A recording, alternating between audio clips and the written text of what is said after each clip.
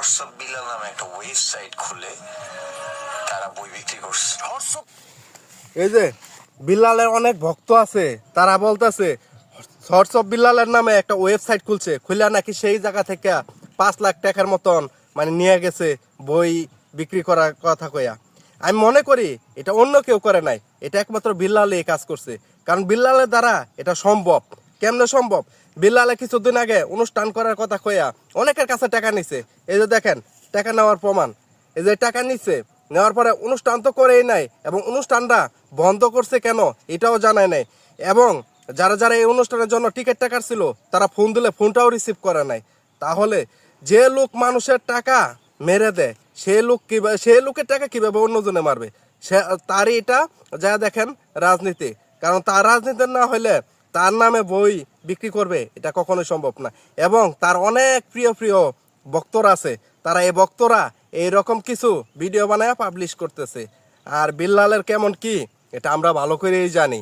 আর এই যে একটা জিনিস দেখতেছি ইদানিং, জুয়েল ভাই বলেন, নাসা ভাই বলেন, অনেকের পিছনে মানে অনেক কথা বলতেছে। আসলে কি সবাই খারাপ না বিল্লাল ভাই? আপনি কোনটা উত্তরটা দিয়েন, যে সবাই কি খারাপ? যে 10 জনে যাকে নিয়ে কথা বলে, একটা কথা মনে রাখবেন, অবশ্যই তার ভুল আছে বাদেই 10 জনে কথা বলে। আপনাকে নিয়ে দেখলাম বড় বড় কন্টেন্ট ক্রিয়েটর কথা বলতেছে, কেন বলতেছে? আপনার ভুল আছে। যেমন এই টাকাটা আপনি কি কারণে অনুষ্ঠানটা বন্ধ করলেন, কি করলেন এটা জানার নাই, তাহলে আপনার ভিতরে সমস্যা আছে।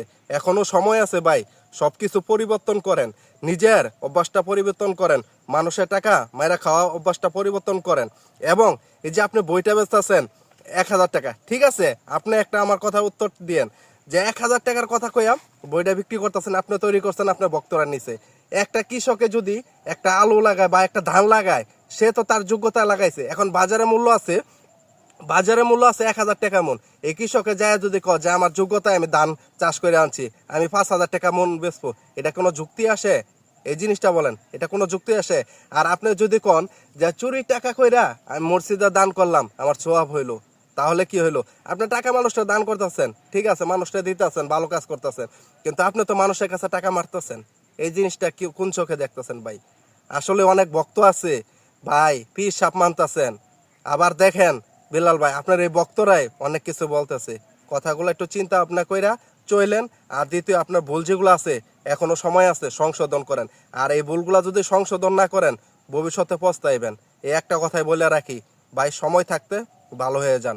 ভালো হইতে টাকা লাগে না, মানুষের টাকা মাইরা খাওয়া বাদ দিয়া ভালো হইয়া ভালো নিজের ভাবে চলেন, নিজের কাজ কইরা চলেন ভাই, নিজের মেধা দেখায় চলেন, ঠিক আছে?